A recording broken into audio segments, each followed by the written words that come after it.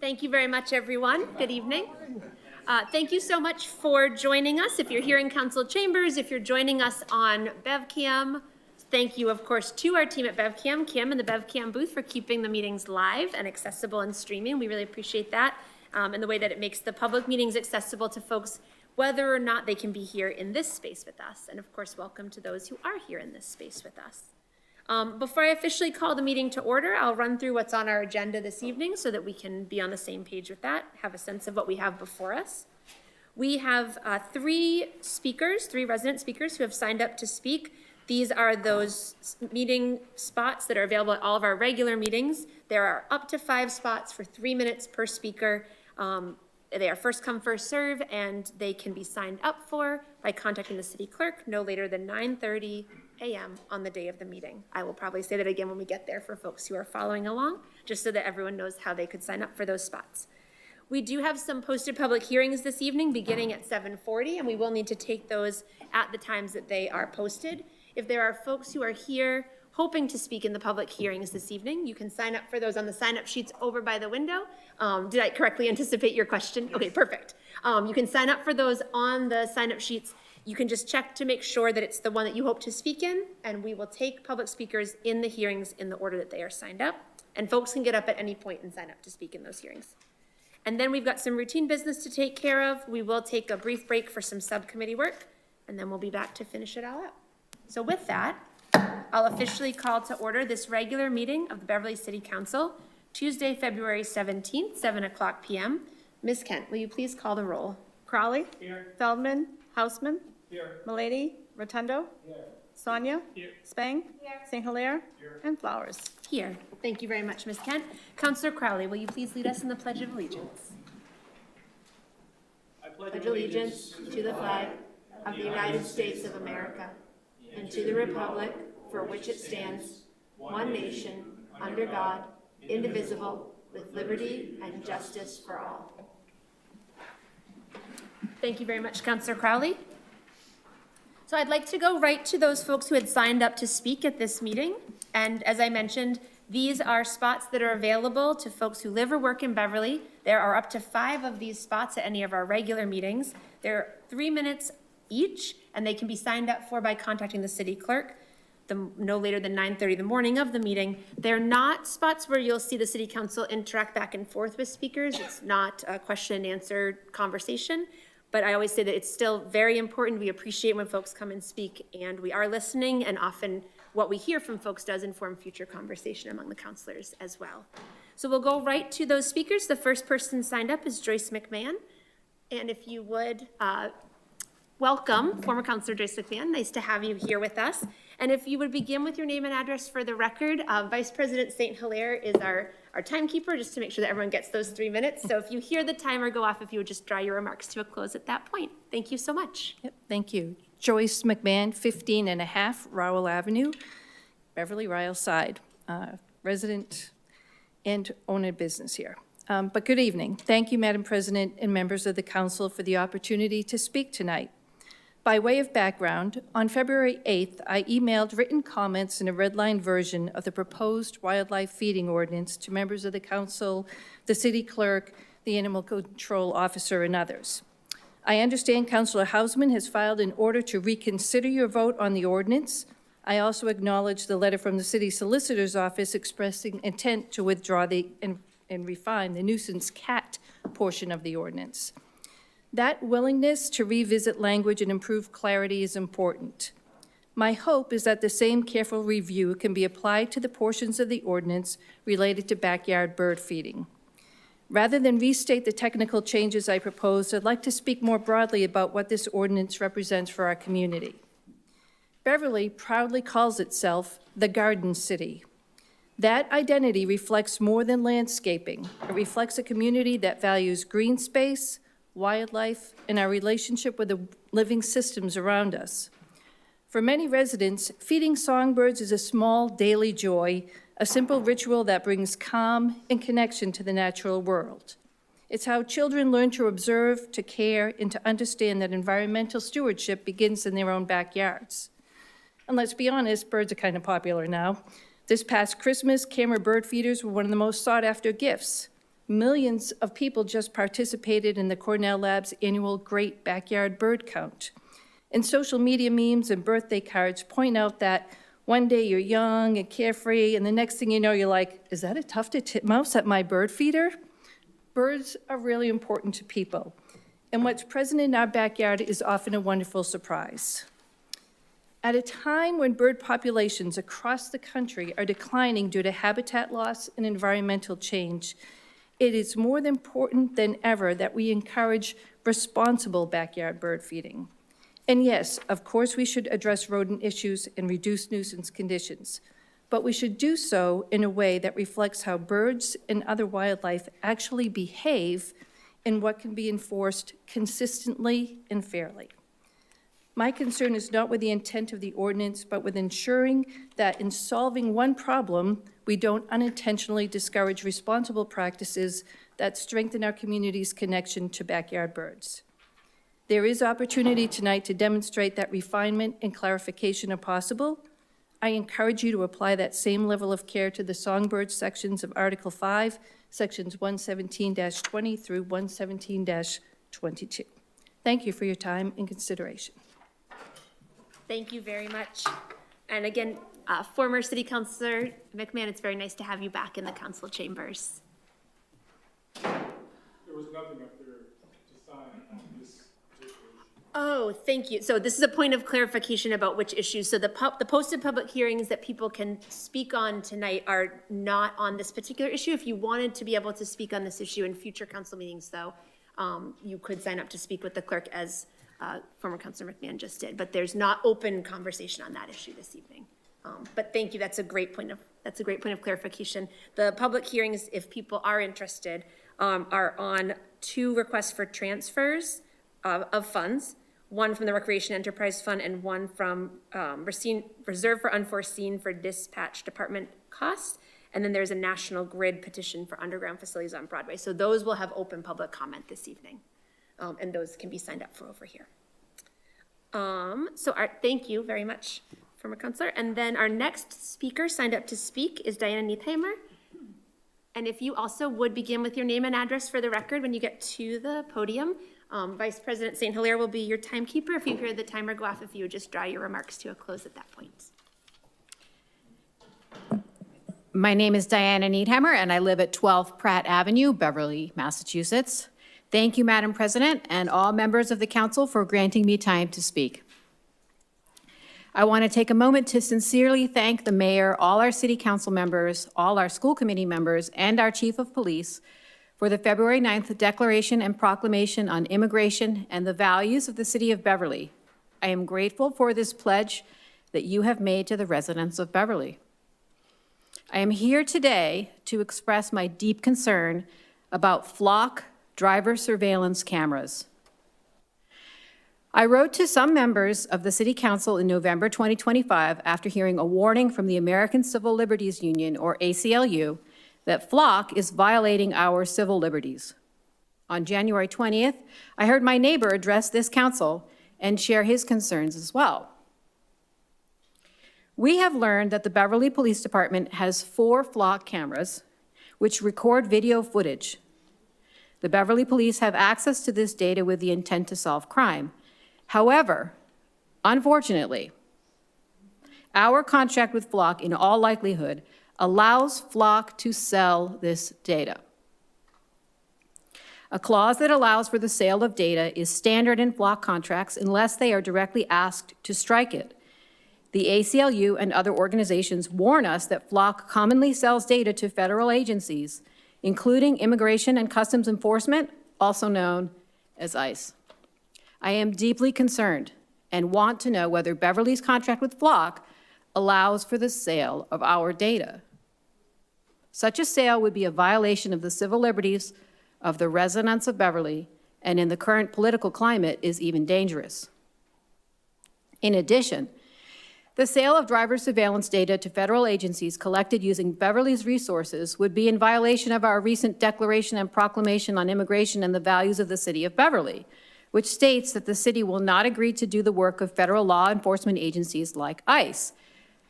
I ask the council to determine whether our contract with Flock allows our data to be sold, and if so, to strike this clause from our contract. Or, even better, to terminate our agreement with Flock, which is not a trustworthy company. I ask that you do this with urgency as soon as is legally possible, since Flock is a threat to the safety of Beverly residents. I have heard from numerous neighbors who are also gravely concerned. Thank you for your time. Thank you very much, Ms. Nehammer, and thank you for being here with us. And our third speaker signed up to speak this evening is John Taylor. Mr. Taylor, if you as well would begin with your name and address for the record, and then if you hear the Vice President's timer go off, if you would draw your remarks to a close. Thank you. Thank you. Thank you, Council President. I appreciate it. My name is John Taylor. I live at 41 Cole Street in Beverly, and I wanted to speak about process, not personalities, and specifically on a resolution put forth, or an order put forth by Councilor Milady and Councilor St. Hilaire about the Paradise Camp location. We have an opportunity, which is great, to bring, and I know many of you have talked about this, to bring government to the people, to talk about how we should utilize Paradise Camp instead of expecting people to come to government, as has often happened. One of the reasons why this order is such a great idea is that there are lots of questions about how we as a community want to use Paradise Camp, Paradise Camp.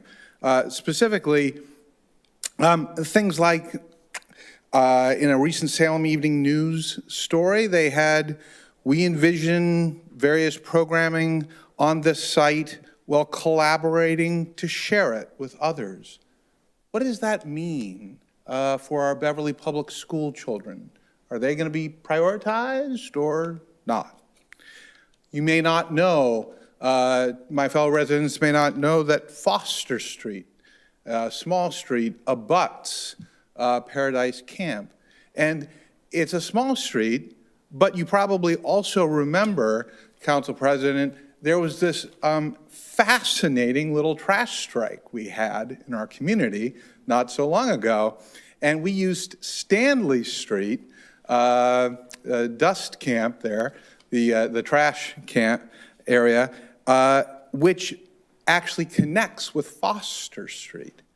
And many people walk down Foster Street, this very small little two-lane road with no sidewalks, and none should be put in there because there isn't really any space, and use Paradise Camp to walk to safety to get to the sidewalks on Cole Street. So for these reasons, I encourage you to have this public hearing, and I have a solution for all of you. If we're going to bring government to the people, there is a Beverly bookmobile that goes down Thomas Road, which abuts Paradise Camp, I believe one Thursday a month at 4 p.m. Wouldn't that be a great place and time for a public hearing on this? And with that, thank you very much for your time. Thank you very much, Mr. Taylor. Ms. Kent just asked me just to double check because between this week and last, we had a fourth person. Was there anybody else who had signed up in advance with the clerk to speak during this part? That I just don't want to miss you if you had signed up to speak with the clerk ahead of time. Okay, thank you. I just wanted to double check. Thank you very much. Thank you to our speakers who were here and signed up. Again, for those who are following along, there are up to 5 of these spots available at each regular meeting, and they can be signed up for by contacting the clerk no later than 9:30 the morning of the meeting, and they are first come, first serve, and we appreciate those who signed up to speak. I mentioned we do have a 7:40 posted public hearing. We'll take that as it comes, but let's take this opportunity to work through some of our business here. Ms. Kent, let's go to acceptance of minutes of previous meetings. And we have one set of meeting minutes we can approve this evening, and that is the set of minutes from the Public Services Committee of the Whole meeting from February 9th. Is there a motion to approve these minutes? Second. All those in favor? Aye. That carries 7-0, and those minutes are approved. Thank you. Ms. Kent, let's go to communications from His Honor the Mayor, please. Order number 67, a donation for $2,000 from the Beverly Peabody Elks Lodge to be used by the Veterans Council. Please refer that to the Committee on Finance and Property. Order number 68, a reappointment for Jan Pierce, 1 Neptune Court, to serve on the Veterans Advisory Committee.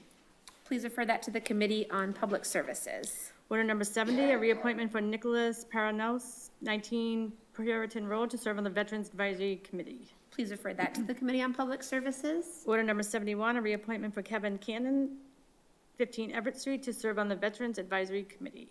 Please refer that to the Committee on Public Services. Order number 72, a reappointment for Commissioner Michael P. Collins to serve on the Parking and Traffic Commission. Please refer that to the Committee on Public Services as well.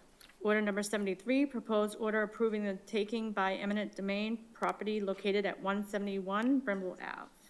Please refer that to the Committee on Legal Affairs. Oh, sorry. That brings us to the end of that list. Let's go to communications from other city officers and boards, please. Order number 74 from Councilor Houseman, a motion to reconsider the vote taken at our February 2nd, 2026 meeting on order number 58. Councilor Houseman, everything for Order 58 and its accompanying documentation is being sent back to Legal Affairs tonight. Your letter can go with it for that whole discussion, but I didn't know if you wanted to be able to just say anything more about it at this point. I'm happy for you to do so if you'd like. No, I think my cover letter relating to the motion to reconsider sort of lays out my reasoning. Thank Okay. you. All right, thank you, Counselor. So let's refer that to the Committee on Legal Affairs, as it will then be there for that discussion with everything pertaining to the original Order 58 as filed. Order number 75 from the city clerk, a renewal of a secondhand junk dealer's license for Beverly Coin Jewelry Recorders and Estate Appraisals at 38 Rantoul Street. Please refer that to the Committee on Legal Affairs. Order number 76 from the city clerk, a request for 2026 flammable storage registration renewals.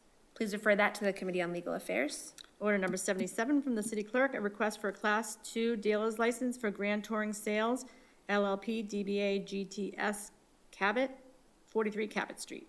Please refer that to the Committee on Legal Affairs as well. Order number 78 from President Flowers, a reappointment for David Dines, 5 Pilgrim Heights, to serve on the Parking and Traffic Commission. Please refer that to the Committee on Public Services. Order number 79 from President Flowers, a reappointment and waive of residency for Richard Benevento, 56 Peasley Circle, Middleton, Mass., to serve on the Parking and Traffic Commission. Please refer that to the Committee on Public Services. Order number 80 from Assistant Solicitor Dole, proposed amendments to Chapter 117-Animals, intent to withdraw portions of proposed ordinance amendment regarding prohibitions on nuisance cats. Thank you. This will be referred to Legal Affairs with that entire body of information on Order 58, but Assistant Solicitor Dole, I didn't know if you wanted to be able to say anything about this order at this point. If they're all being sent back to legal affairs, I can give my pitch. Okay, thank you very much, Mr. Dole. So we'll refer Order 80, which is that letter, to Legal Affairs, please, Ms. Kent. Order number 81 from Emma Puglisi, Director of Finance of Beverly Public Schools, permission to enter into a lease with RICO for the school district's copy machine. Please refer that to the Committee on Finance and Property. Order number 82 from Emma Puglisi, Director of Finance for the Beverly Public Schools, permission to enter into a lease with Pitney Bowes for postage for the middle school. Please refer that to the Committee on Finance and Property as well. Order number 83 from Emma Puglisi, Director of Finance of the Beverly Public Schools, permission to enter into a lease with Pitney Bowes for the postage for the high school. Please refer that to the Committee on Finance and Property. Let's go to communications, applications, and petitions, please. Order number 84 from National Grid, petition 312-47668 to install underground electric conduits on Dodge Street. Please refer that to the Committee on Public Services to set a public hearing. Order number 85, the Department of Public Utilities, notice of filing, public hearing, and request for comments. Councilors, I would entertain a motion to receive this and place it on file. Any discussion? All those in favor? Thank you. That carries 7-0. So we'll receive that Order 85 and place it on file. Thank you, Ms. Kent. We do have unfinished business from a previous meeting. This is Order 61. This is the letter one of our speakers had referred to from Councilors St. Hilaire and Milady about a chance for us to have some discussion in a public meeting about Camp Paradise. I did speak with the mayor. Councilor St. Hilaire, I'm looking at you because Councilman not here, but you're one of the two filers. And he had mentioned that one of the city staff members that we would like to have at the discussion just has an upcoming surgery, and he asked if we could schedule it for after that time, likely in April, if that would be agreeable. I think that would be fine. Okay, all right, so we'll work on getting that on the calendar, and we'll certainly make sure that that's posted so members of the public who are interested in that process, we heard one this evening, but others too, can follow along with that. Thank you. And then we do have for motions and orders, Order 58 appears under motions and orders at this point. We're going to refer that back to legal affairs, as you heard me mention earlier, so that all of 58, which is together, is the prohibitions on nuisance cats and feeding of wildlife, both of which we heard referenced already this evening. That will go back to legal affairs for further discussion, and Councillor Houseman's letter will be with it, and Councillor Dole, of course, has filed that letter of intent to withdraw portion. However, we do have Order 45, also under motions and orders, which is available for a second vote final passage this evening. Ms. Kent. Order number 45, be entertained by the City Council of the City of Beverly as follows. Pursuant to Mass General Law 140, Section 174G, commercial boarding or training kennels shall report to the city clerk any injuries to animals or people that occur on their premises, which shall be investigated by the animal control officer. And this was in the newspaper on February 6th, and it is up for the final passage. Thank you, Ms. Kent. So is there a motion to approve Order 45 this evening? Is there a second? Is there any further discussion, comments, or questions on Order 45, which you just heard read? Okay, all those in favor? Thank you, that carries 7-0, and that is, as I mentioned, a second vote on that order, and that is for final passage this evening, so that is approved. Thank you very much, Ms. Kent. Before I take a motion for us to break now for some subcommittee work, and then we'll come back for the public hearings and then break again, I just wanted to mention, I was remiss in not mentioning some of our city staff who are here with us this evening. So we have Julia Long, I think, you're sort of over behind. No, okay, I can't really see past Councillor St. Hilaire's seat, I'm sorry for that. Thank you, I can see you much better now. Well, and trying to look around other councillors, I've been trying to peek without looking like I was staring, so welcome, it's so nice to have you. Of course, Assistant City Solicitor Jesse Dole is here, our City Solicitor Beth Oldmixon is here with us, thank you. Our City Finance Director Brian Ailes is here with us this evening, thank you, Mr. Ailes. Our Animal Control Officer Matt Lipinski is here, thank you very much, Officer. And our Director of Parks and Recreation and Community Services, Bruce Doig, is here with us as well. Thank you very much, Mr. Doig. And then we do have our Ward 6 School Committee member, John Taylor, is here with us. Thank you, Mr. Taylor, as well as District B, newly formed District B, that's Wards 4, 5, and 6, School Committee member Lorinda Visnick. On the opposite side of the room, it's like looking in a mirror, Ms. Visnick. Thank you for being here with us. And in addition to former Councillor Joyce McMahon, I also note that former Ward 3 Councillor Stacey Ames is here with us this evening. Nice to see you again. Thank you for being here. And of course, our City Council Budget Analyst is here, Mr. Jerry Perry. Thank you for being here, Mr. Perry. All right. Let's take a brief break. You were ready. Thank you. So let's take a brief break to begin some subcommittee work. We do have a 7:40 public hearing, so chairs, if you could just pause in what you're doing and have us back in time for that. I would entertain a motion to enter into that time now. All those in favor? Aye. That carries 7-0. Let's have finance and property here in the chamber, legal affairs in the committee room, please, and public services in the hall, if you would. Thank you very much, everyone. See you back at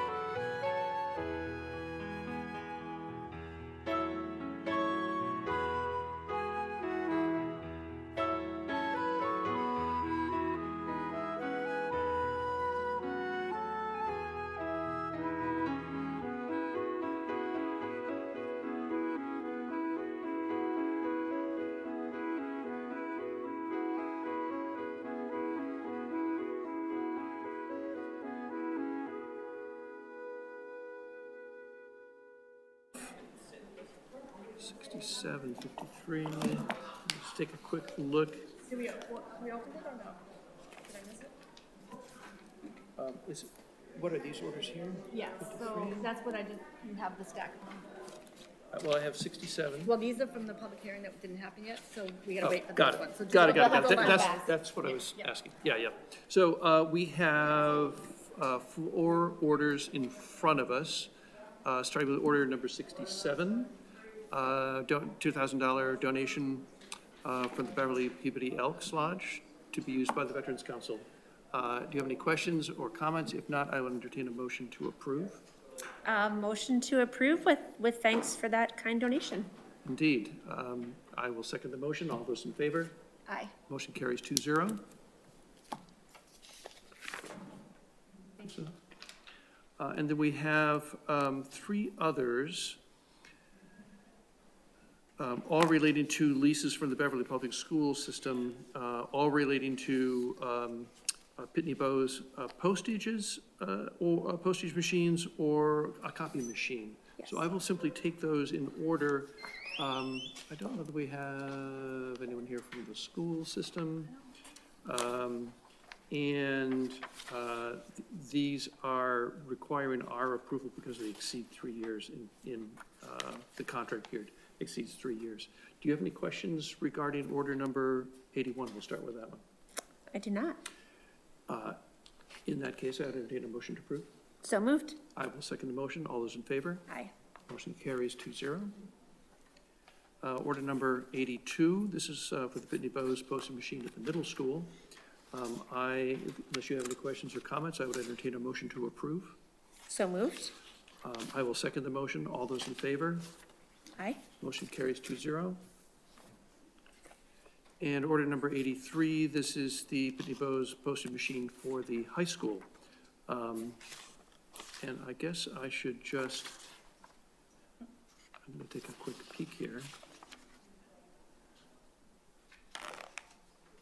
So 60 months.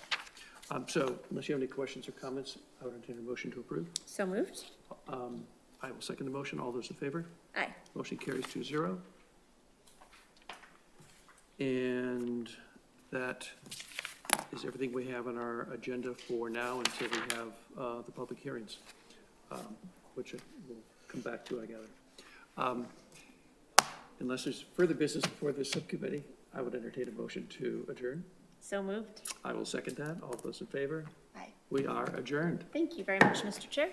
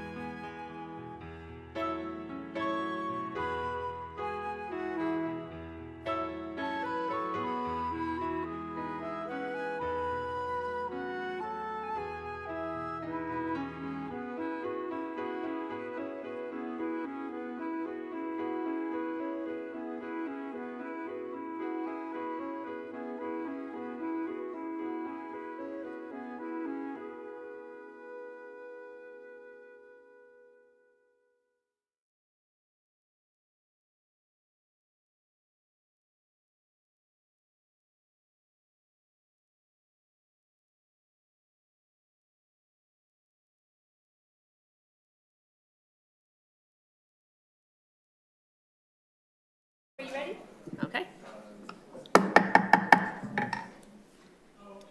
Thank you very much, everyone. Thank you, subcommittees, for that work.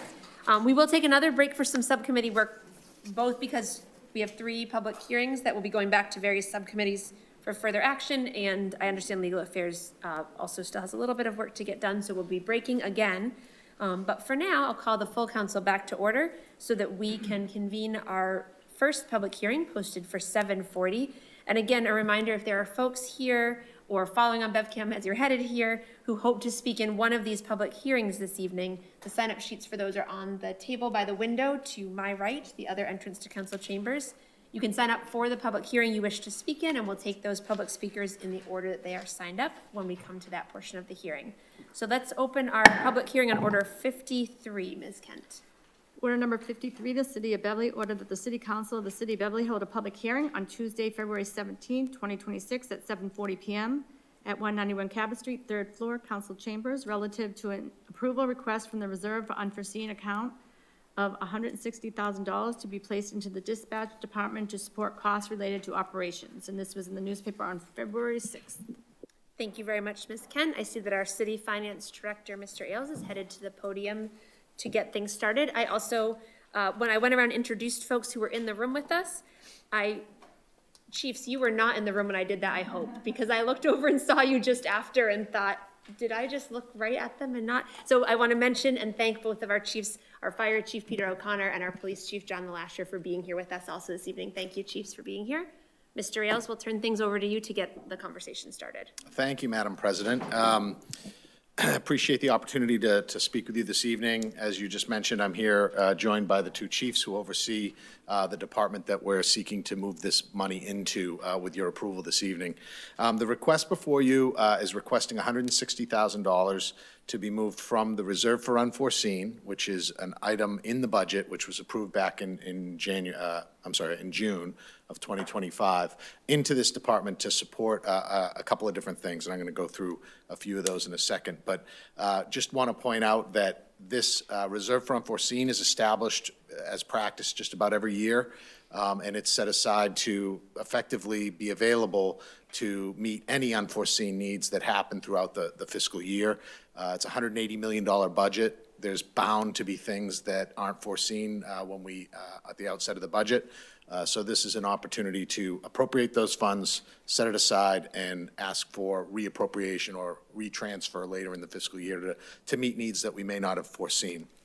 The primary areas that we're looking to support through this transfer, about $120,000 of the request is to address staffing costs, unforeseen when we established the budget. The primary part of that has to do with overtime incurred earlier on in the year as a result of some training, which required additional staffing and some turnover in that department as well. In addition to that, we have $14,500 that we're looking to set aside for some reconfiguration of the existing equipment in there to better meet the needs of the dispatch unit. And then the last component of it, the rest of the funding, we're hopeful, if not needed in those other 2 areas that I just mentioned, that we can address some equipment that is now coming off of warranty. So we have some UPS batteries, which are basically the backup batteries for all the systems in there, and those are going to need to be replaced, as well as some recurring maintenance contracts that need to be established. You may recall when we built the police station, a lot of this equipment was purchased as part of the build-out of the police station. So now we're reaching a point where some of this equipment is coming off of warranty, and we need to ensure that it's got maintenance contracts in place to ensure the continuity of that equipment. So those are the 3 major components we're looking to support with this transfer. Happy to answer any questions you might have, as well as the chiefs are here to answer any questions. Thank you. Thank you very much, Mr. Ailes. I also want to note that no sooner did I introduce the chiefs than our mayor came in, so welcome, Mayor. Thank you for being here. Every time I introduce someone, someone else comes in just after, so I'm curious to see who's going to also join us. It's exciting. Thank you, Mayor, for joining us this evening. Thank you, Mr. Ailes. Councilor Rotundo, let's go to you first, please. Mr. Ailes, in regards to the 100 coming out of the unforeseen account, how much will that leave a balance in that account?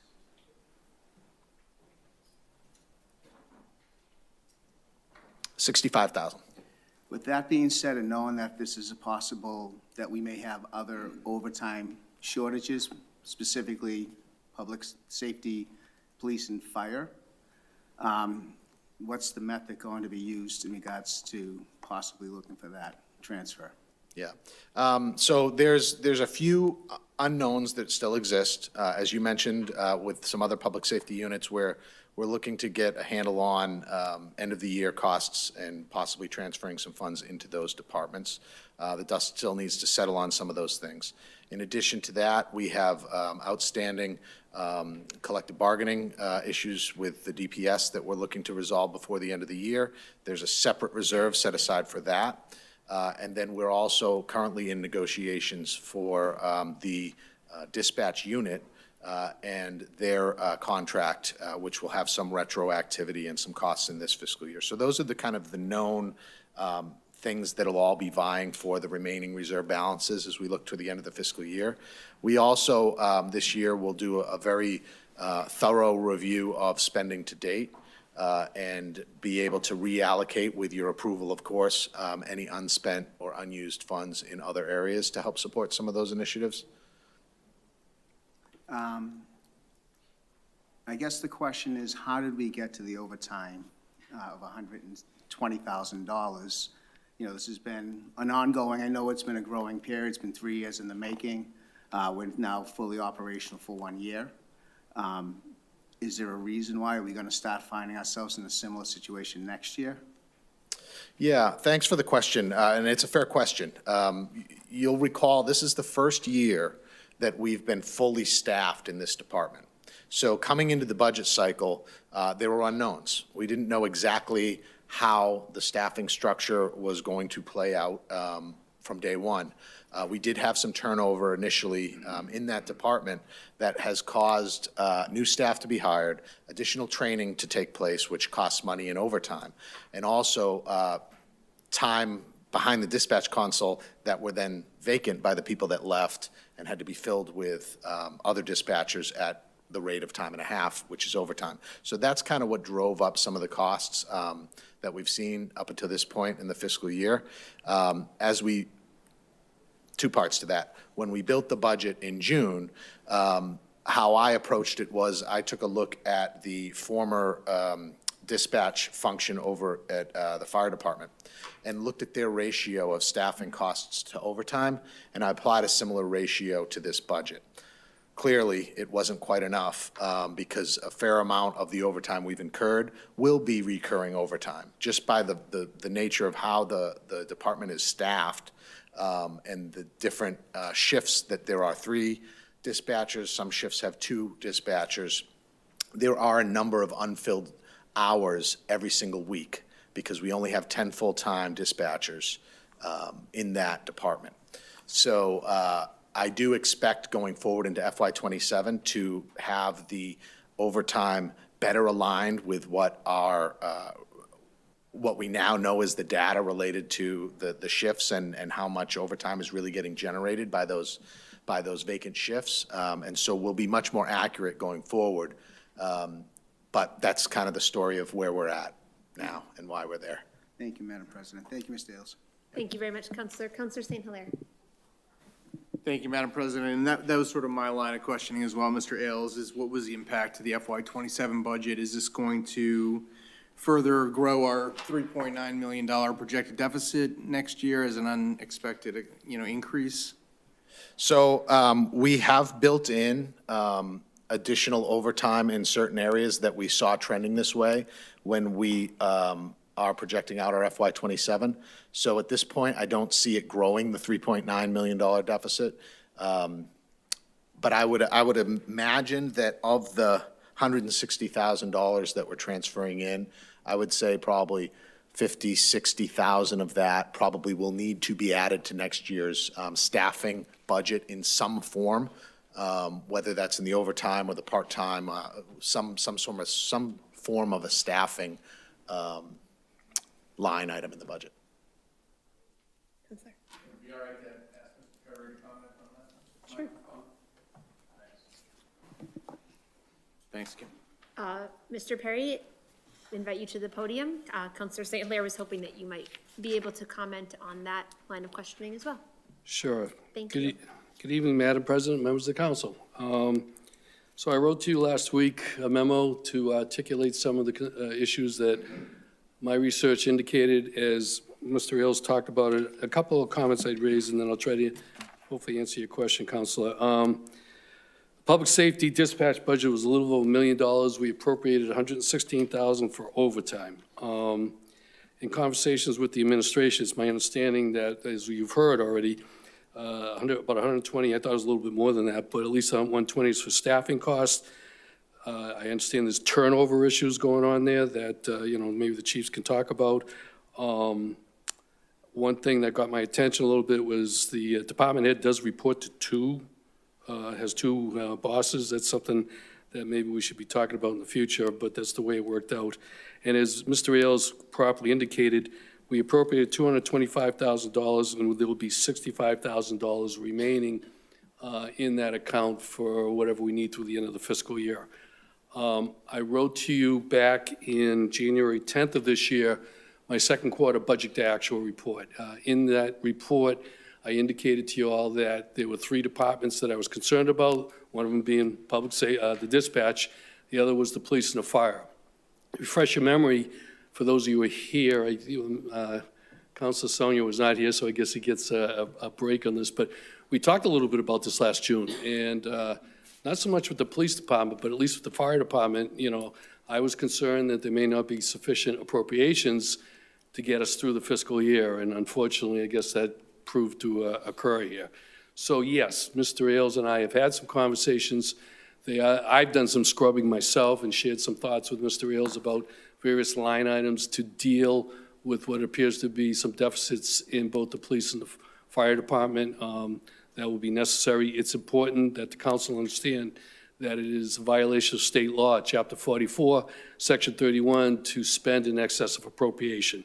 So that's why the administration is coming forward to you tonight, asking that because they're trying to adhere to the law, which is the appropriate thing to do. Bottom line to this all, I, as your budget analyst, I didn't see this one coming. I kind of wasn't surprised by the police and fire department being short-funded, but this was one. But in conversations with the administration, I've been assured that if you do transfer this tonight, they do not plan on coming back for any more funding in the civilian dispatch for the end of the fiscal year. So I thought that was kind of important to raise. That said, I don't know if that answers everything, but I'm more than happy to answer any questions anybody may have, Madam President. Thank you very much, Mr. Perry. It's very helpful, thank you. Thank you, Counselor.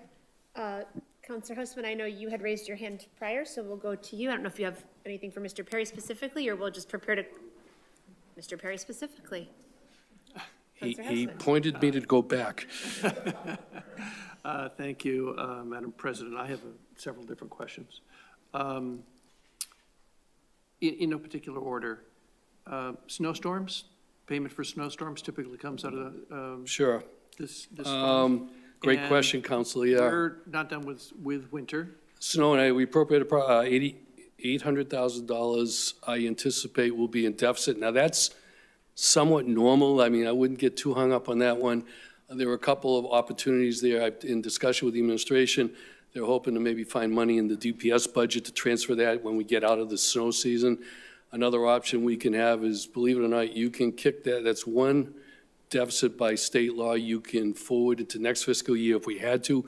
I don't, though I defer to Mr. Ailes and the mayor here, but my anticipation is they'll come before you with another transfer, and I believe they're looking, and if I'm wrong, Mr. Ailes can beat me up here, but I believe they're looking at various line items in DPS. They have unfortunately not been able to fill quite a few positions down there because they just can't get people, and I think that's an area they'll be exploring. Well, just a comment before my next question, which is I wouldn't personally be in favor of passing the deficit along to the next fiscal year budget, because I think it's going to snow next year, even though I'm not a weatherman, so. May I comment? Similar issues. May I comment on that? Oh, yeah, sure. With your permission, sir? I would not necessarily agree with that. It's not a secret, as Council St. Hilaire just indicated, we got a big tsunami coming at us here, and I don't really want to add to that. So I would, as your budget analyst, suggest we try to clean it up before the end of this fiscal year, if in fact there is one. Yeah, likewise. This question may be really appropriately addressed to Mr. Ailes, but you're standing there, so I'll seek some clarification from you. I thought I heard Mr. Ailes say that, in effect, we have a system of structural overtime year after year after year, and particularly with regard to the dispatch. It sort of sounds like it's built in to the system. And I wonder if, one, if you can clarify if I heard that correctly, and two, what am I to make of that? No, that's a good question, and a lot of people get confused with that. Keep this in mind, and it is built in, that one I agree with. Public safety is a 24/7 operation, so they're always got to have people on duty, whether it's the dispatch or police officers or firefighters. So whenever, let's talk to dispatch. If a dispatch has a right to take a week's vacation, you got to backfill it with overtime. If a dispatcher is out sick, you backfill it. So there is inherently in the system of public safety built-in overtime because of the 24/7 environment that they have there. Unlike, a routine business operation where you work 9 to 5, if you're out, you don't have to backfill it. It's just complicated, but yes, public safety always, historically and traditionally, has built-in overtime that's necessary to properly function. So, if I may continue, in your memo, you say it's a violation of state law to deficit spend any account. It doesn't appear that we have any option but to vote in favor of these? Well, okay, great, that's another great question. If you were not to vote for it, and one of your colleagues asked me this past week, then the mayor would have to go back and live within the budget. And in order to live within the budget, that means he's going to have to cut some stuff within the existing budget, which could include potential layoffs. So you can, I've recommended, and I will say it here, now, I do recommend you do this.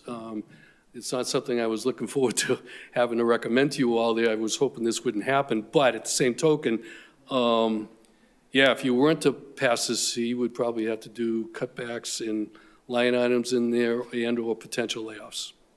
And then my last question for the moment.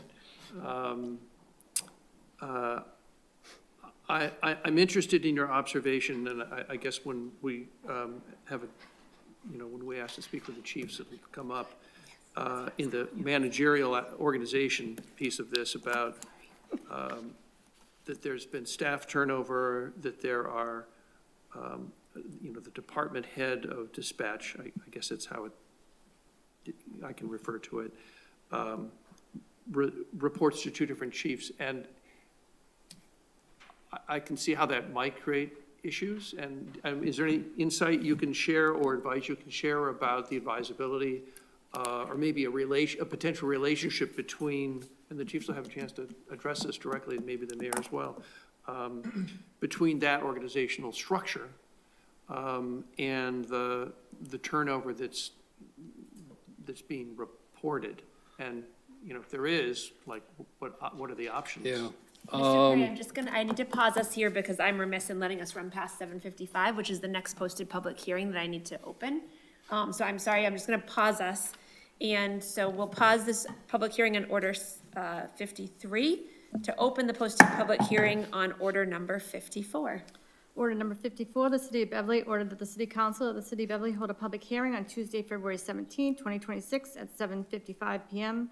at 191 Cabot Street, 3rd floor, Council Chambers, relative to an approval for a transfer request from the Recreation Enterprise Fund, balance of $150,000 to support costs related to park projects and improvements throughout the city, and this was in the newspaper February 6th. Thank you, Ms. Kent. Our public hearing originally posted for 8:10 is being withdrawn by the petitioner, so I would entertain a motion to recess the public hearing on order 54 to 8:10. All those in favor? Aye. All right, that carries 7-0, so we will pick back up with the public hearing on order 54. That's the transfer request from the Recreation Enterprise Fund that Ms. Kent just read at 8:10. And we'll resume this public hearing with the question that you were just asked, Mr. Perry. And I'll just note that we do have an 8:05 hearing, so I'll just need to pause us again if we get to that point. Mr. Perry, thank you. Thank you, Madam President. So, Councilor, to answer a couple thoughts, from a public administrative, but it's not to public safety, but from a public administrative perspective, in my view, it is certainly hard for a department head to serve two masters. As I understand the way this has grown, if you will, organically, if you will, it was because they combined, they used to do it together, and I guess, and I defer to the chiefs or the mayor or wherever, how it came to be, but it's my understanding because it came together and they decided to have both the chiefs oversee the department head. In terms of the turnover, which I understand is part of the equation, I defer to the chiefs. I think that's a question for them to ask there, but obviously, as I understand it, the turnover has been a factor in the need for additional funding. I do agree with Mr. Ailes, though. He indicated this is new. It was in the first year. You know, it's kind of a growing pain in trying to determine the budget. There is some validity to that, in my opinion. The turnover thing, again, maybe the chiefs can address that, but hopefully that answers your questions, I guess. Yes, thank you, Madam President. I guess I would like to hear from the chiefs, but I defer to other counselors who may want to ask further questions. Councilor Tender, did you have further questions on this line of questioning before we hear from the chiefs? I guess it will lead into. Please. Thank you, Councilor Husband. So this does lead to structure of the way dispatch is being ran right now, and I think is in fact, is it being addressed, which would come with the two chiefs, knowing that structurally speaking, there seems to be deficiencies, whether there's not enough staff, which is creating the overtime budget, which is a different discussion with all the public safety. But in regards to this, is this structural deficit being addressed for next year? What is being done to fix it? So I think that would be the chiefs.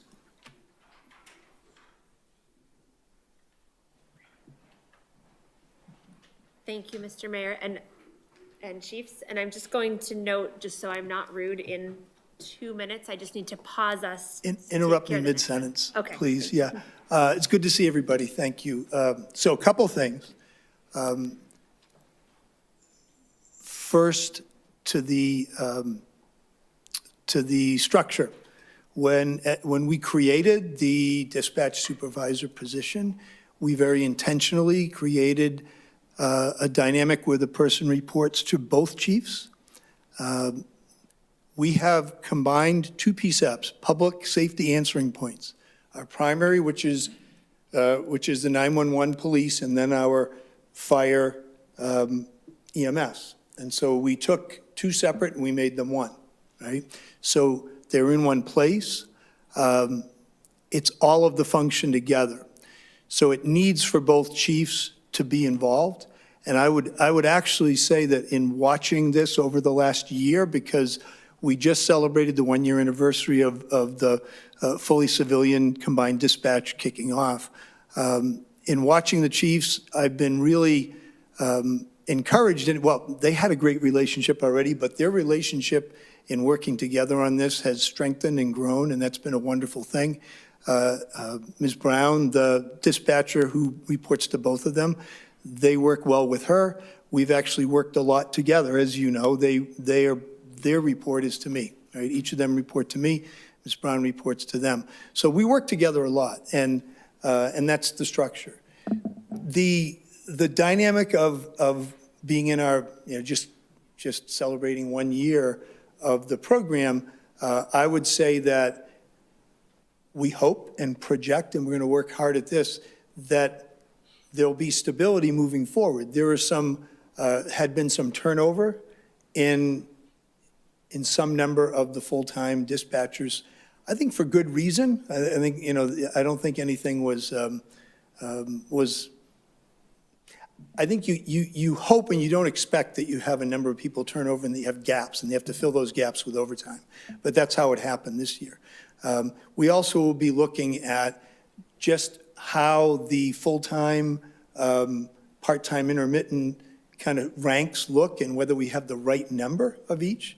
And so that's part of what we'll be looking at in trying to prepare the proposed FY27 budget for you folks in the coming months. I know chiefs probably both have things to share, but I think it's 8:05. Thank you. Thanks, Madam President. And, Mr. Mayor, thank you, and Chiefs, thank you. I know you're up and ready to share. It's my sense that this particular hearing might be the one that we have the most discussion still ahead on. So if it's okay, I'd like to entertain a motion to recess the public hearing that we're in right now on Order 53 to 8:25, take care of the other two, and then have the remainder of the time for this discussion. Is there a motion to approve? So moved.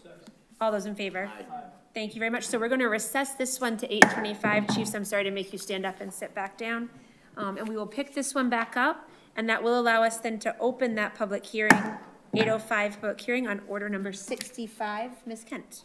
Order number 65, City of Beverly, order that the City Council of the City of Beverly hold a public hearing on Tuesday, February 17, 2026, at 8:05 p.m. at 191 Cabot Street, 3rd floor, Council Chambers, relative to National Grid Petition 311243444 to install underground facilities on Broadway. And this was in the newspaper on February 6th. Thank you very much, Ms. Kent. I believe I saw our National Grid representative join us. Thank you. I'll invite you to come to the podium, and if you have anything that you'd like to say to get us started, thinking about this National Grid petition 311243444, which Ms. Kent just read. Good evening, Ismail Miku, 44 River Street, Beverly. I'm here representing National Grid for a petition for installing 111 feet of 4 inches PVC pipes from manhole 755 located in front of 28 Broadway to east, which is a new, I'm sorry? No, in front, yeah, and then extending 111 feet to a new heavy-duty handhole 755 located in between 30 and 32 Broadway on Public Way, and then additional about 33 feet from the new heavy-duty handhole to 32 Broadway to install a new pad mount transformer. Thank you very much. Councillor Spang, let's go to you. This is your ward. Thank you, Madam President. Sorry for my voice. About how long do you expect this work will take? With the dig-in, first of all, the dig-in will take about a day. If our team doesn't finish it, we do put steel plates to cover it. And then for the next day, they will be putting the PVC pipes, concrete over them, and then run the new cable. Okay, and So then a day and a half to 2 days maximum. Yep. My other question is Broadway was just paved, so I just want to make sure that you know there's a $5,000 fee to open it up. Yes, and also it will be fully restored as is. Okay. Thank you. Those are my questions. Thank you, Councillor. Councillor Rotundo. Just for the full restoration, for purpose of clarification, are you going curb to curb, or are you doing a 3-foot trench? I'm sorry, I don't understand your question. On Broadway, were you saying full restoration?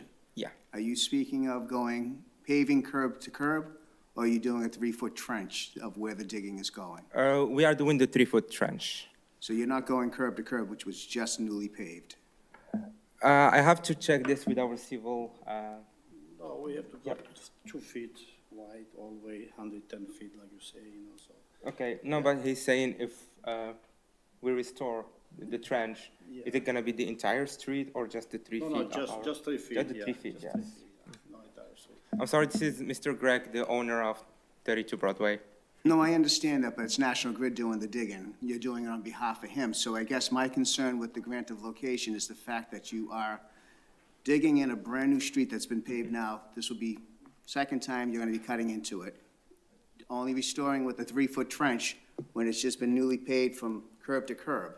Yeah. Which is unacceptable, to be quite honest with you. I'll have to check. So National Grid doesn't do either the digging or the pavements or also any sidewalks. So we'll have to check with our civil contractor. They're the ones who do all of this. So we'll see with them. I can get back to you about it and see with them if they can do pavement to pavement for the restoration. Okay, I'm good for now, Madam President, but I do have concerns with granting this location with knowing that it's only a 3-foot trench. Thank you. Thank you. Councillor Sonia. Yes, I would just like to reiterate that I'm a resident of Broadway, so slightly biased, I'll admit, but we have, I think, been really good neighbors to National Grid.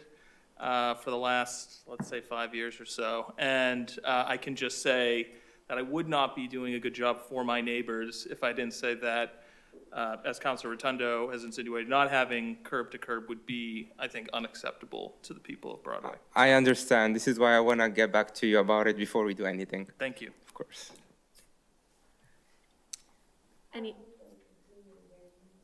I agree with you, Councilor Spang. Thank you.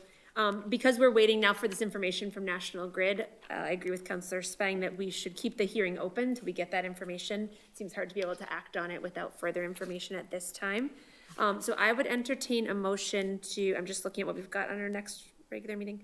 I would entertain a motion to recess this public hearing to our March 2nd meeting at 7:30 PM.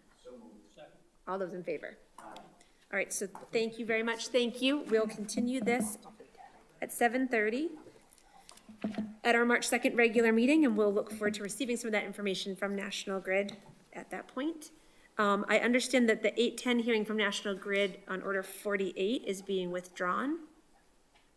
Excuse The me. 8:10 hearing on Order 48 is being withdrawn by National Grid. Correct. I'm not aware of it. I thought it's now withdrawn, but, We received information that it was? was withdrawn, yes. oh, my apologies. That's okay. So I think then that means that you are able to go for the evening, and we'll look forward to seeing you and hearing back some of that information for our March 2nd meeting. Of course, see you on March 2nd. Thank you. Thank you. Thank you very much. So the Order 48 National Grid petition was withdrawn. Communication came to the city clerk, yeah.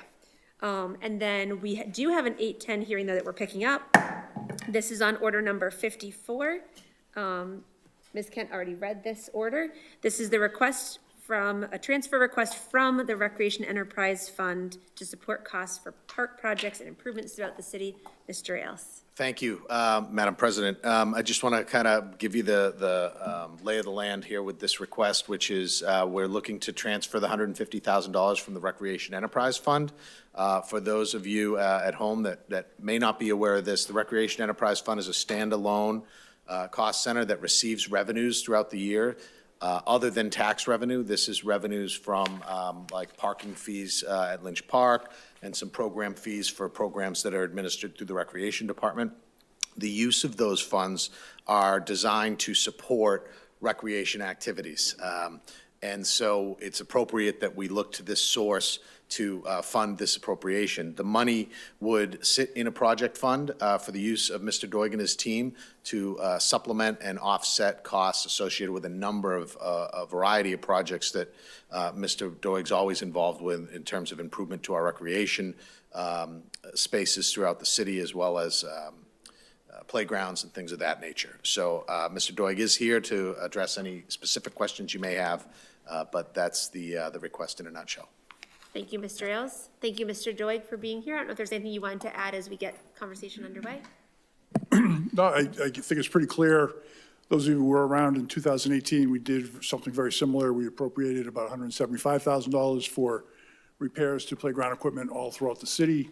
Again, our annual maintenance budgets are fairly small. We had a Park of the Year fund that was $50,000 that we were using to replace a playground every year, and we've been successful in replacing every playground in the city at least once over the last 23, 24 years. But now, the budget is tight, and I do have a number of things that, equipment that is failing in different locations. We have 5 CPC applications out there now, or 3 applications and 2 that have already been approved, and those projects will be starting soon. And with rising prices and things, if we were to go over budget on some of those, it's nice to have a fund to fall back on to help with those projects. So again, I can go through a list of things that I'm already thinking about doing with the money. The other key thing is that this is not something we're planning on spending this fiscal year necessarily, all of it. I'd like this to be able to last 2 or 3 years to help us get through tough times with the budget to make the repairs that are necessary. I mean, everything we do is regarding safety for the kids and safety, for the families that use our playgrounds and fields and courts. So some of the projects, are very expensive, but if we have a swing that breaks, or at Aubert Park, there's a bridge, metal bridge that has broken and has been in tough shape for a while, and we want to get that out of there and replace that. and that's probably a $10,000 project, and we just don't have that kind of money. So having $150,000 in a fund that we can draw on when we need it would be extremely helpful. Thank you, Mr. Doig. Councilors, are there questions for discussion as we get this underway? Councilor Houseman. Yeah, I guess I just have a question for Mr. Perry, if I may. Mr. Perry, if you would, please. Thank you. Mr. Perry, I know that you, in your memo, supported the transfer of, recommended the transfer of this, of the mayor's request on this. I guess and you know, the enterprise fund is what this is for, so that makes sense. I guess hearing that the intent here is that this would operate as a fund that would last for 2 or 3 years does sort of make me wonder about, you know, just sort of generally the difficulties we have with our overall budget. Even though, you know, this is being funded by the enterprise fund. So if you could just sort of comment on that. Sure, some comments, some numbers, and I'll explain capital project funds in a moment. But yes, the mayor's requested $150,000 to be transferred with Department of Revenue certified $358,358 on retained earnings with the recreation fund. So they're, right off the bat, there's sufficient funds to do this. I'm a believer that you want to get no more than 50% of the certified thing. I think this is appropriate in nature. And actually, I've been a proponent over the years of using retained earnings for various infrastructure-related matters. What the administration is considering, which I think is actually pretty wise, they want to transfer these funds and put it in what is known as a capital project fund. Capital project funds sit there. They do not close out at the end of the fiscal year back to free cash. They are carried forward year after year until they're spent down. And as such, so what Mr. Doig and Mr. Ailes and the mayor and everybody else is trying to do is park some money in there. They know they're going to have stuff coming at them over the next year or two. Everyone's cognizant of the challenges we have financially with FY27 and even beyond. So I think what they're trying to do is have some money there, knowing it'll be extremely difficult in the next several years to come up with funding. I think it's a very smart and wise decision. And again, I recommend adoption of the mayor's proposal. Thank you. Thank you, Councilor. Councilor Spang.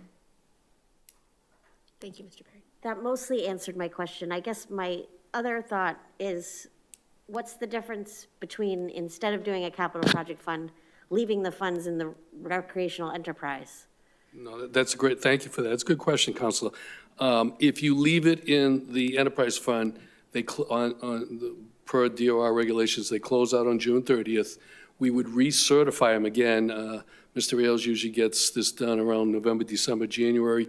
You would have a period of time from July 1 to the point you get the balance sheet approved.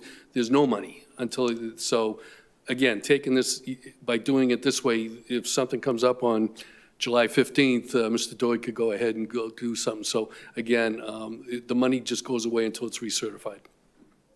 Thank you, Councilor. Are there other questions or comments from members of the council on this one? Okay. Ms. Kent did check the sign-up sheet. There are no members of the public signed up there to speak in this public hearing, but are there members of the public here who wish to speak in this public hearing? Okay. Seeing none, I'll close this public hearing on order number 54. I'll refer it back to the Committee on Finance and Property for further action this evening. And we do have a little bit of a recess time now, but before we pick up at 8:25 with our hearing that we had recessed, I would entertain a motion to take a 5-minute recess. All those in favor? Thank you very much. We'll be back at 8:25 to pick up that last hearing.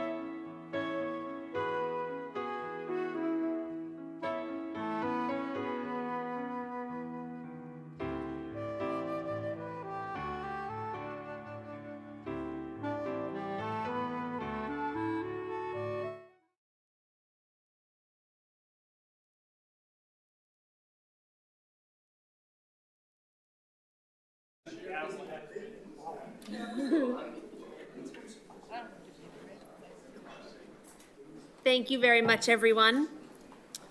So we'll call the full council back to order with my thanks to everyone for your flexibility on the scheduling. We are picking up now on the public hearing. This is a public hearing on Order 53, which we had begun earlier this evening. And we were picking up with the chiefs who are there and ready to talk a little bit about how some of that scheduling piece works. And so, Chiefs, I'll turn it over to you. Thank you. Thank you, Madam President, Council. I'll start and then Chief O'Connell will finish up. So one of the things we talked about is coming into this system we have now, as we talked about, we had a separate fire dispatch, separate police dispatch. So to bring it all together, we've been actually having talks since 2016, 2017, when we were buying new CAD system, buying new consoles, and then working into the new police station, the new building, and then coming together. So this has been an ongoing governance that we've been working through. To speak specifically about, some of the staffing issues we talked about, as of when we started training and then the turnover in February of '25, since that point, one of the dispatchers left to become a full-time firefighter, one left to become a full-time police officer, one went to a different fire dispatch, one went into private industry, and one didn't make it through probation, just on those were full-timers that came over. So there was turnover because people took other jobs. Another one moved to her residence to New Hampshire and took a job up there. Her husband and her moved. So it's been an ongoing thing when we went to a new system and then train people, which takes a significant amount of time to be a full-time public safety dispatcher between the fire operations, the police operations, minimum of 6 months easily or longer to learn all the systems. So we've gotten through all that, and as we're getting there, and then people moving on to other careers or taking other opportunities, we have to start over again. So what that did is put 3 people back in there, someone training, so 4 people in there for a significant amount of time during this budget cycle, which definitely fired up the overtime. That's not to count, as we talked about, as Mr. Perry talked about, built-in overtimes that come from vacations, holidays, and we also had 2 out with significant medical issues, out for multiple months during that season. So again, it's all compiled to where we've come into this shortfall in the 26 fiscal year. First, it is a little unusual to have somebody report to 2 bosses. I'll totally agree with that. But I will say that this is one of the instances where it is extremely important. Fire dispatch, fire operations are entirely different than police, and so on and so forth. I will never profess to believe anything, to know anything about police operations, just as I'm sure Chief Alasha will never profess to know anything about fire operations. They are vastly, vastly different.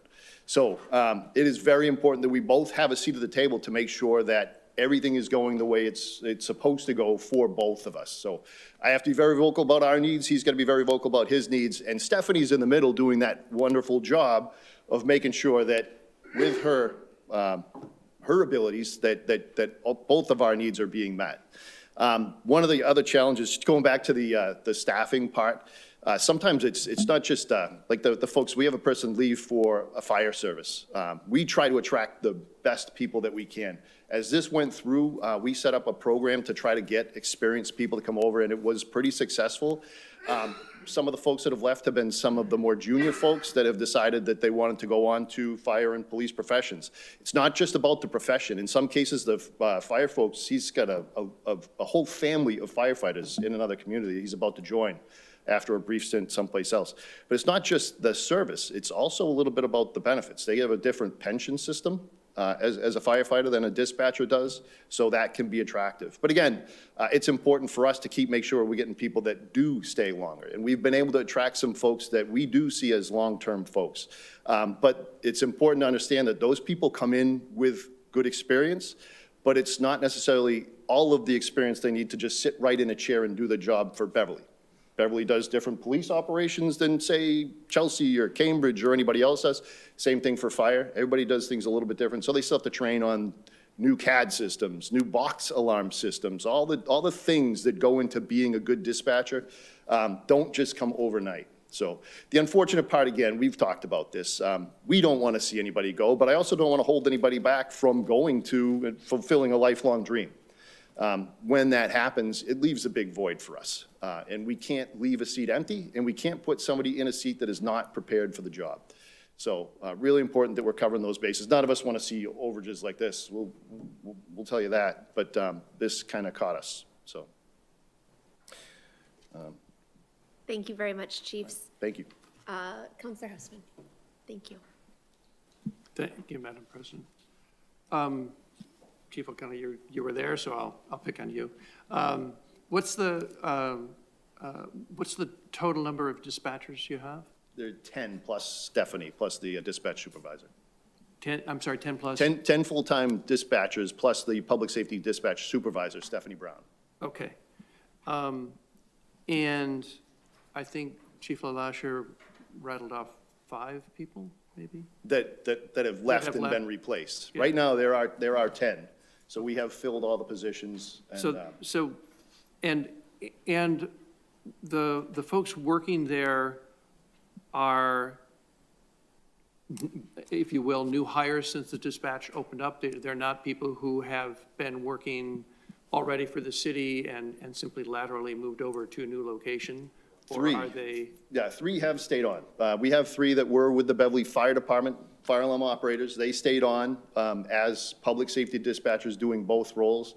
So early on, they started learning the police roles. We leaned on them really hard to get them to help train on the Beverly Fire Department ways for the new dispatchers that were coming on. So it's been a shared model, but we do have 3. And they're still there? They are, yes. Okay, so if you don't count them, that means there 5 out of 7 new hires left.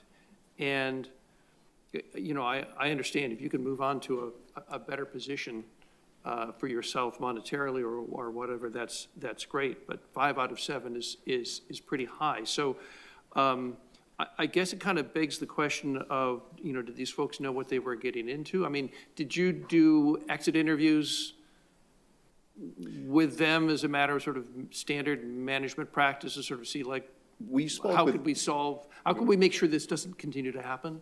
We did speak with all of them on their way out. I don't know if you'd call it the actual like exit interview. The 2 that went on one of them was a longtime worker for us, and it was, again, his primary reason for leaving was he'd always wanted to be, even as a fire alarm operator, he wanted to be a firefighter. And the opportunity came up to become a firefighter, and he jumped on it. So. I guess I'm just trying to figure out how you avoid this continuing to happen. Yeah. If you've got Sure, 5 absolutely. out of 7 new hires you had this experience with. So I don't propose a solution. I'm not even sure what the problem is exactly, but it seems like that doesn't quite bode well for future hires and the practice there. It's actually almost an industry standard. Even when I was with the state police in New Hampshire, many of the dispatchers that came out of college were waiting to get into police jobs, whether it's with the state or local departments. And they take those jobs to get into a retirement system, some type of retirement system. The police and fire system is much better than a dispatch system. So sometimes it is an entry level. It becomes an entry level into those jobs. And as soon as they can make the jump into full-time law enforcement or fire, they'll make those jumps. It happens throughout the country. Okay, one more if I may. It just sounds like, I mean, it's costing the taxpayers a lot of money to train these folks, and then they go out and you have to start all over again. It seems like, I mean, maybe if this happens all the time, but I mean, is it just the cost of doing business? It is the cost. I mean, I have 3 officers retiring. 1 went to environmental police this year. So the same thing, we have to send those new officers to the academy. It's 6 months just to get through the academy, an additional 3 months through field training. It is the cost of doing business. And one of the things that we have done to try to avoid this is as we were hiring, we built incentives to get people with experience that will come and stay. We have had a couple of those people since that were later on hires that have stayed, and we're hoping to, as positions do open up, keep looking to get people on with more experience. But ultimately, we want to keep the people that we train here. So the folks that have started with us, we want to keep them happy. We want to keep them working for us because the longer they're here, the better they get. That's just the nature of the business. So, thank you. Thank you. Let's go to Councilor Rotundo, please. Thank you, Madam President.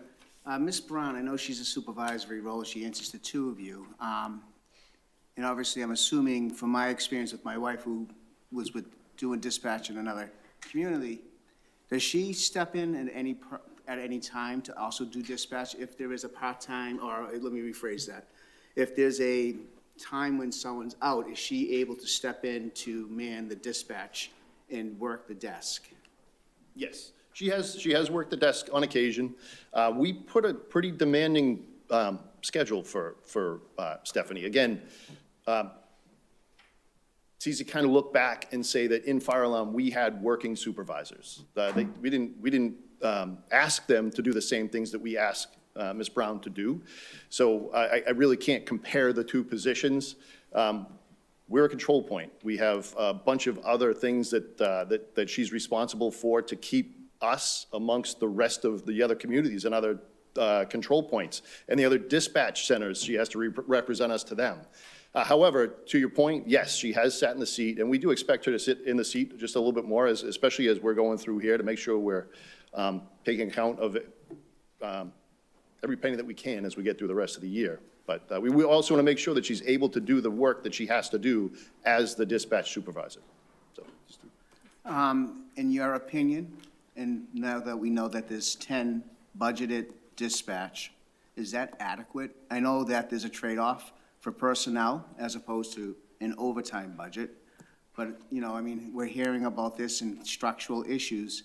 Is it that strict? And again, I guess it would speak to is, are you even able to attract, say, if there was 2 more people budgeted for that, which would, I would assume, knock down the overtime budget? I can tell you, we're looking at everything for the fiscal '27 budget, knowing that there are constraints there, but making sure that we're doing what we have to do they're the link for us for us that are going out, the rubber on the road, if you will, to the people that are in need. So we have to make sure that the needs are met within the dispatch center. And as we look at what's happened so far, and as we look to the future, we're going to make sure that we're doing the right thing. And I can't tell you tonight what the answer to that is, but we're going to make sure that we're looking at everything as we're going forward. Thank you, Counselor.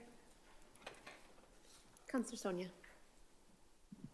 Thank you, Madam President. My question's about training. Mr. Perry had, termed it as unforeseen, and obviously a lot of that's due to the staff turnover that we've talked a lot about here. I'm wondering how much of that is like sort of standardized training. I think goes without saying. I think I speak for my colleagues when I say we all want our dispatchers to be as well-trained as possible to best serve the community. I'm wondering how much of that is standardized from you folks versus the state or anybody else, and what the time commitment is and how that draws folks away from the desk and leads to overtime needs. So there's certain state requirements. So to run the national criminal justice system, you have to go through a 40-hour course in Maynard. So you literally have to go to Maynard for a whole week just to begin that. And then there's a 16 hours of continuous education they have to do every year. So that's just the answer to the 911 system. And then on the desk training that has to happen, there's also significant amount of training that you have to learn the CAD system, the computer-aided dispatch system, the records management system. That's just on my side. And then totally different on the fire side. The fire alarm operation is totally different. So you're doubling that amount of training that each of these communication specialists have to do.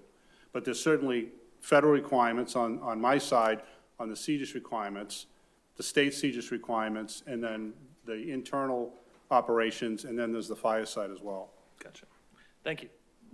Thank you very much, Counselor.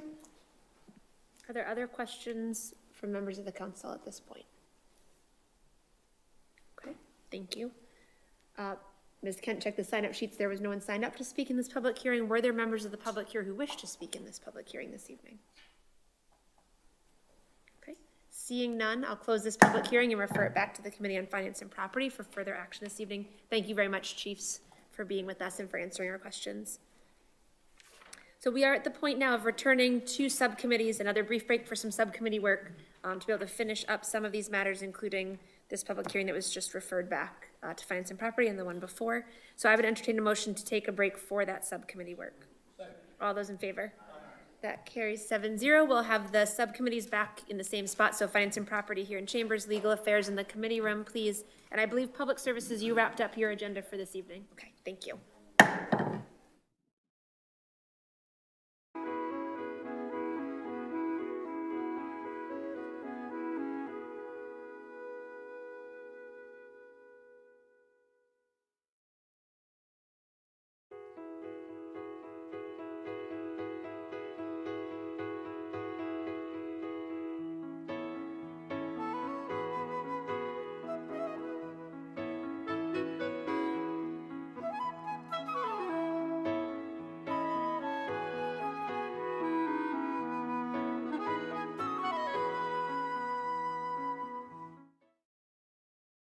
Finance and Property.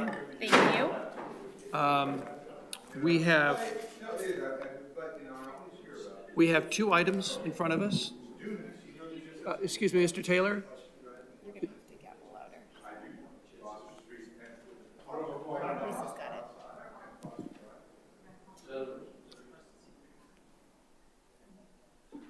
Thank you. Order number 53 is the request for transfer from the reserve for unforeseen to be placed into the dispatch department to support cost-related operations. Any questions or comments you'd like to make at this point? Thank you. I think no questions. The conversation this evening was really helpful. I definitely appreciated Chiefs, both of your input was very helpful, and just understanding a little bit about how this is coming together, because of course this is new for Beverly. And so I also appreciated Mr. Ailes and Mr. Perry, your assessment. I guess I'm going to restate something, and either one of you can correct me if I'm hearing it wrong, but the assessment that the intention is that looking at different options and knowing what we've learned, so that this would be something we could not expect to have happen repeatedly with the dispatch. Is that fair to say?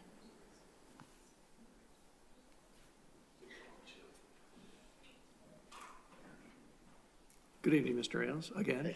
Yeah, that's a good summation of some of the additional work we have to do between now and the end of the fiscal year. I mean, ideally, we want to be able to deliver, the mayor wants to deliver a budget that's going to meet the needs of that operational unit, so Great. we're going to work to do that. Thank you very much, Mr. Ailes. So given that, I think at this point, it does feel to me like being able to support the operations costs that we've incurred is important. I'm comfortable moving forward knowing that there's plans ahead to tackle some of the challenges. Okay. But also it sounds like there's been some good learning as well. Sure.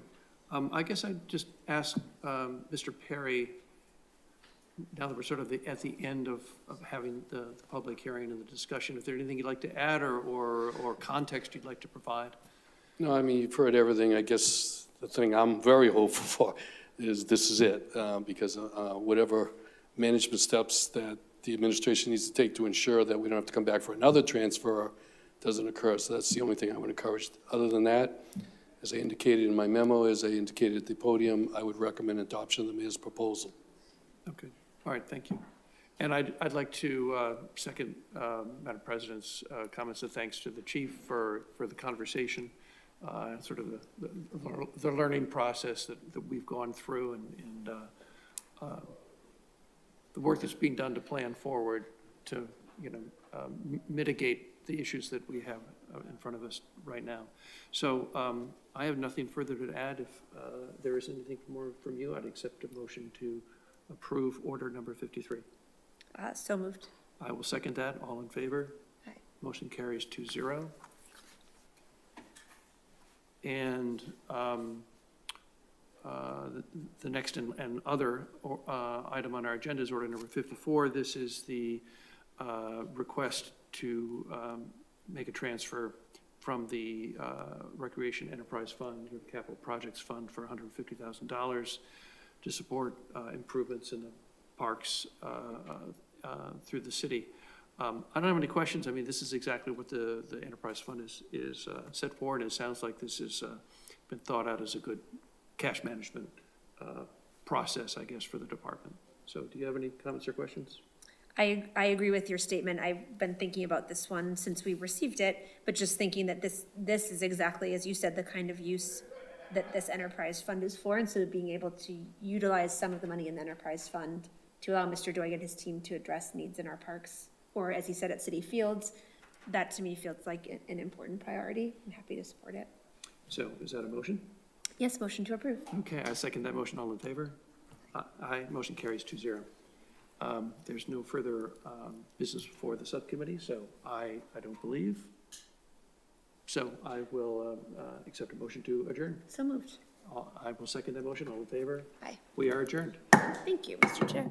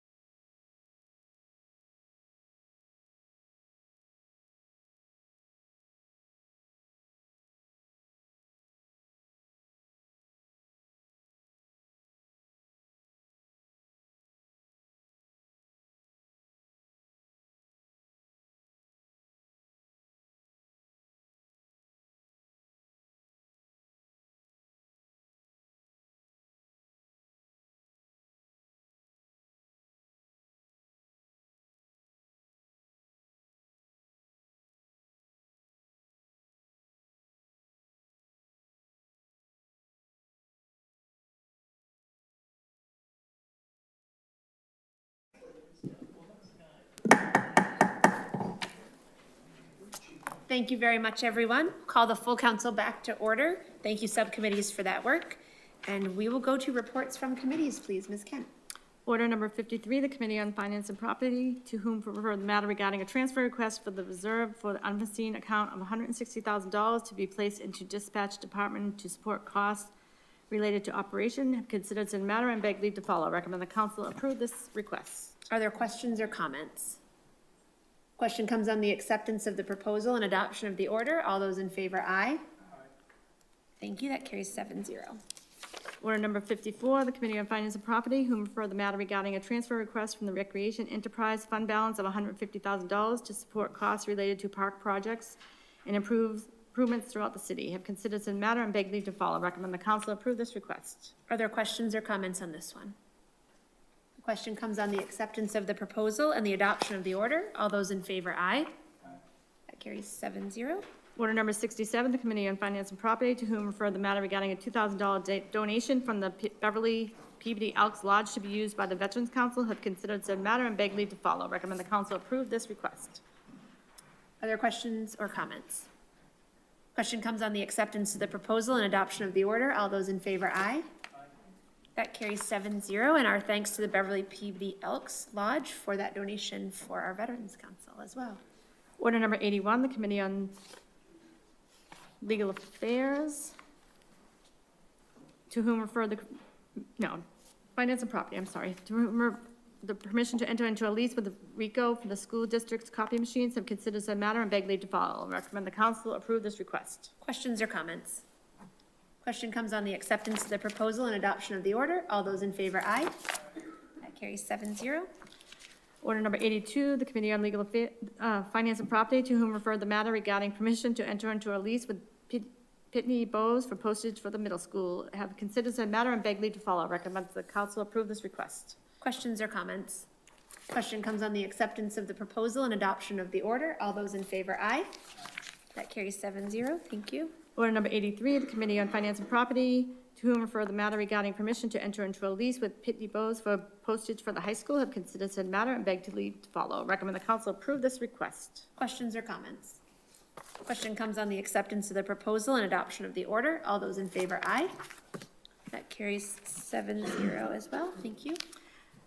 Order number 80, the Committee on Legal Affairs, to whom refer the matter regarding proposed amendments to Chapter 117-Animals, intend to withdraw portions of proposed ordinance amending regarding prohibits nuisance cats, have considered said matter and beg leave to follow. Receive and place on file.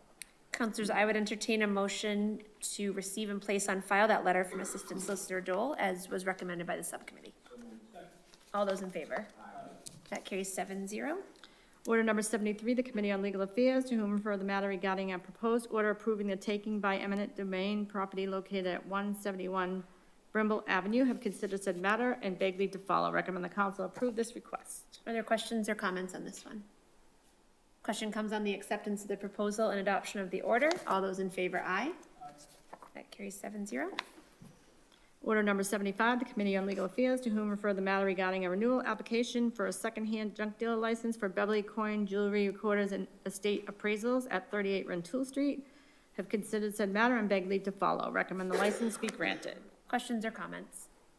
Question comes on the acceptance of the proposal and adoption of the order. All those in favor, aye. That carries 7-0. Order number 76, the Committee on Legal Affairs, to whom refer the matter regarding a request for 2026 flammable storage registration renewals, have considered said matter and beg leave to follow. Recommend the licenses be granted. Questions or comments? Question comes on the acceptance of the proposal and adoption of the order. All those in favor, aye. That carries 7-0. Thank you. Order number 77, the Committee on Legal Affairs, to whom refer the matter regarding a request for a Class 2 dealer license for Grand Touring Sales, LLP, DBA GTS Cabot, 43 Cabot Street, have considered said matter and beg leave to follow. Recommend the license be granted. Questions or comments? Question comes on the acceptance of the proposal and adoption of the order. All those in favor, aye. That carries 7-0. Order number 78, the Committee on Public Services, to whom refer the matter regarding a reappointment for David Dines to serve on the Parking and Traffic Commission, have considered said matter and beg leave to follow. Recommend the council approve this reappointment. Are there questions or comments on this one? Question comes on the acceptance of the proposal and adoption of the order. All those in favor, aye. That carries 7-0, and our thanks to Mr. Dines for being willing to continue serving on the Parking and Traffic Commission.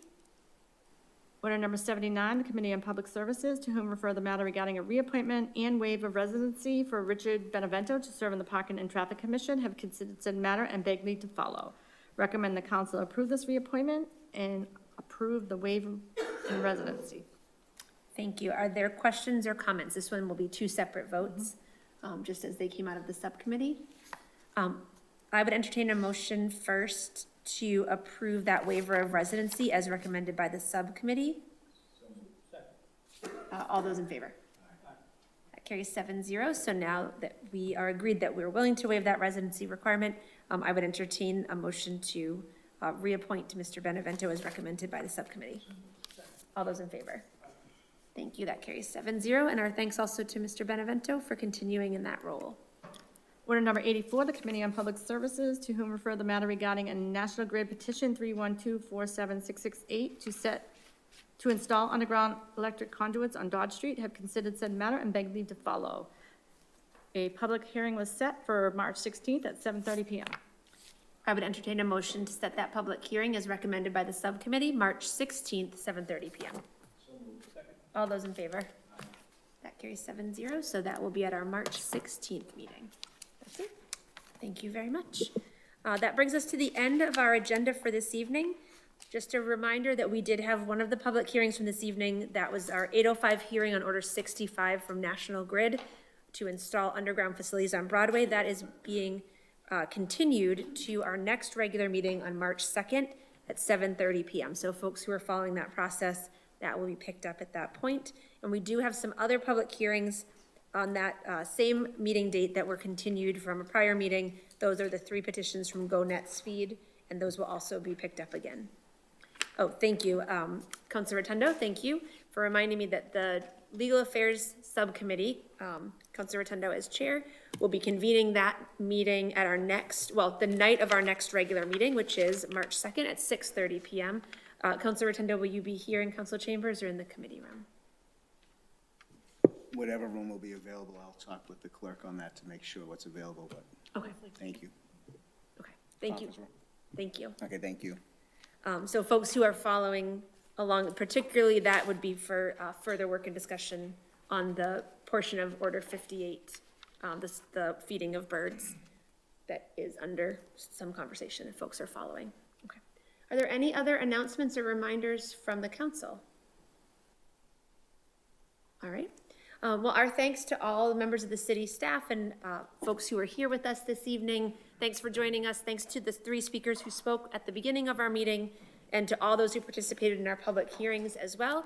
Thank you, as always, to BevCam and to Kim in the BevCam booth. We appreciate you keeping our meetings streaming, and I would entertain a motion to adjourn. So moved. Second. All those in favor? Aye. That carries 7-0, and we are adjourned. Thank you, everyone. Good night.